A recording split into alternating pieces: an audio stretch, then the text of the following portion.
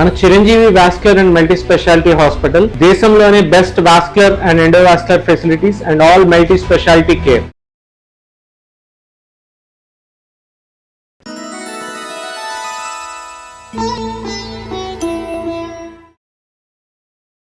మరి మిథున రాశి వారికి కనుక మనం చూసుకున్నట్లయితే శని వక్రగతి వల్ల ఎలాంటి మార్పు జరగబోతుంది, ఏ ఏ సందర్భాల్లో జాగ్రత్తలు తీసుకోవాల్సిన అవసరం ఉందంటారు మా గారు? తప్పనిసరిగా అమ్మ, మిథున రాశి వాళ్ళకి మనం తీసుకుంటే దశమ స్థానంలో శని భగవానుడు సంచారం చేస్తున్నారు, విచ్ ఈస్ కాల్డ్ కంటక శని. సో గురువు యొక్క ప్రభావం అనేటువంటిది ఉండడము చేత కంటక శని అంతగా ఇబ్బంది పెట్టదు, సప్రెస్ అవుతుంది. బికాస్ గురువు యొక్క 9th ఆస్పెక్ట్ శని మీద పడుతుంది కాబట్టి అని చెప్పి చాలా సందర్భాల్లో మనం చెప్పుకున్నామండి. ఈ శని అనేటువంటి ఆయన ఇప్పుడు రేవతి నక్షత్రంలోనే వక్రగతిలోకి అంటే రీట్రోగ్రేషన్లోకి వెళ్ళబోతున్నారు. 137 డేస్ పాటు ఉండేటువంటి ఈ పీరియడ్ ఆఫ్ టైంలో మిథున రాశి వాళ్ళకి దశమంలో ఉన్నటువంటి శని కాబట్టి కెరీర్ రీచెక్ చేసుకోవడానికి, జాబులో ట్రాన్స్ఫర్లు అవ్వడానికి, విదేశాలు వెళ్ళడానికి, మళ్ళా తిరిగి విదేశాలు వెళ్ళడానికి, లేకపోతే విదేశాల నుంచి ఇండియా రావడానికి, ఇలాంటి విషయాల్లో కావచ్చు, లేకపోతే జాబ్ ఏదన్నా ఒకటి షిఫ్ట్ అవ్వడానికి కానీ, న్యూ జాబ్ ట్రయల్స్ కోసం ప్రయత్నం చేయడం కానీ, ఒక జాబ్ నేను సంపాదించాలంటే కావాల్సినటువంటి విద్య అంటే ఫర్ ఎగ్జాంపుల్ కోర్సెస్ ఏంటి, దానికి కావాల్సిన నాలెడ్జ్ ఏంటి, దాన్ని సంపాదించాలంటే నేను ఏం చేయాలి, ఎంతకాలం చదవాలి, ఆ షెడ్యూల్ అంతా కూడా చేసుకోవడం కానీ ఇలాంటివి కనబడుతూనే శని యొక్క దృష్టి ఎక్కడ పడుతుందండి? 3వ ఆస్పెక్ట్ 12వ స్థానం మీద పడుతుంది. డెఫినెట్గా ట్రాన్స్ఫర్లు అనేటువంటివి కనబడతాయండి. అంటే ఏదైనా వేరే టూర్స్ వేయడం కానీ, ట్రావెలింగ్స్ కానీ, లేకపోతే ఇండియా నుంచి ఇప్పుడు మనం చెప్పుకున్నదే India to foreign, foreign to India, ఇలా రీలొకేషన్ అనేటువంటి జరిగే అవకాశాలు ఎక్కువగా కనబడుతూ ఉంటాయి. శని యొక్క దృష్టి 4వ స్థానమైనటువంటి కన్యా రాశి మీద పడుతుంది.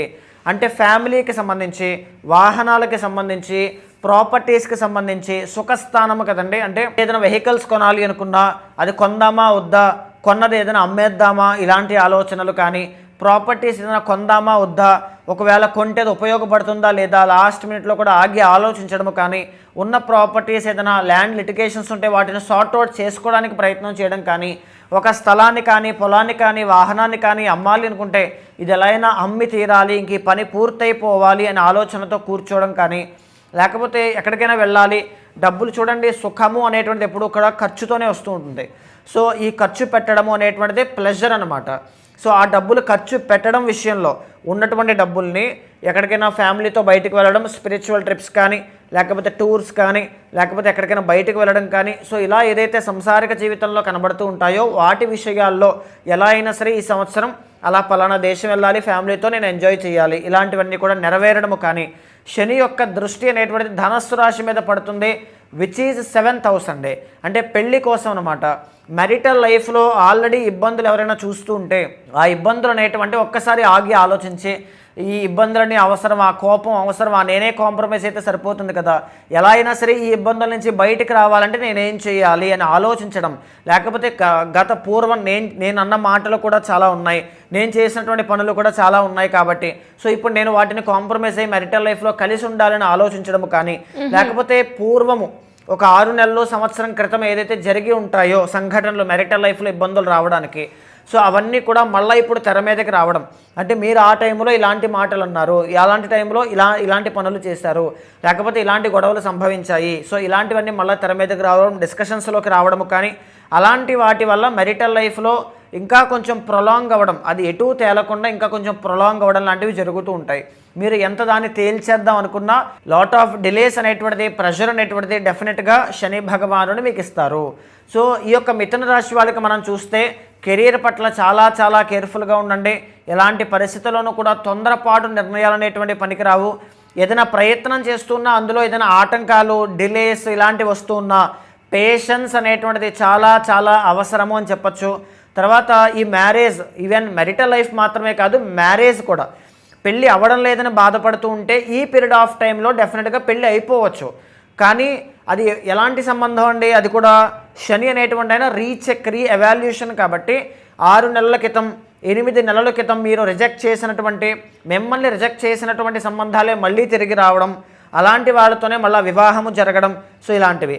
ఆర్ లేదా 7th house indicates business are partnership కాబట్టి ఏదైనా బిజినెస్ విషయంలో ఏదైనా ఒక నిర్ణయం తీసుకోవాలి, పార్ట్నర్షిప్లో ఇంతకు గతం పూర్వంలోనే పార్ట్నర్షిప్లోకి వద్దాం అనుకున్న వ్యక్తులు రిజెక్ట్ చేసి వెళ్ళిపోయిన వాళ్ళు మళ్ళీ మీతో చేతులు కలపడానికి, మీ బిజినెస్ ఎక్స్పాండ్ చేయడానికి, కెరీర్లో గ్రోత్ తీసుకురావడానికి, ఆ బిజినెస్లో గ్రోత్ అనేటువంటిది పార్ట్నర్ ద్వారా రావడము ఇలాంటివి కనబడుతూ ఉంటాయి.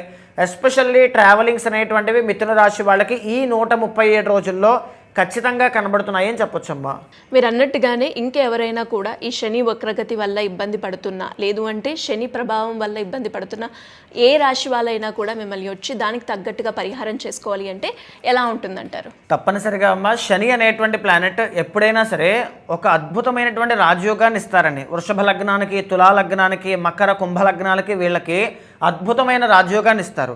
కానీ ఫలానా రాశికి ఇలా ఉంటుంది అని చెప్పేటువంటిది ఆ శని యొక్క ట్రాన్సిట్ ఏదైతే నడుస్తుందో దాని తాలూకు మీ యొక్క వ్యక్తిగత జాతకం కూడా దానికి సహకరిస్తే అద్భుతమైనటువంటి గ్రోత్ ఖచ్చితంగా 137 డేస్లో రీట్రోగ్రేషన్ వల్ల మీకు కలుగుతుందండి. అయితే ఈ శని అనేటువంటి ఆయన దానికి ఎంత బలం ఉందో మనం చెక్ చేయాలి. ఎందుకంటే రేవతి నక్షత్రం మీద ఇప్పుడు ఉన్నారు కాబట్టి. సో ఆ అష్టక వర్గము కానీ అన్నీ కూడా మీ వ్యక్తిగత జాతకం చూడాలి అనుకుంటే తప్పనిసరిగా మీకు కింద కనిపించే నెంబర్కి కాల్ చేస్తే మా వాళ్ళు మీకు పూర్తి వివరాలు అందిస్తారు.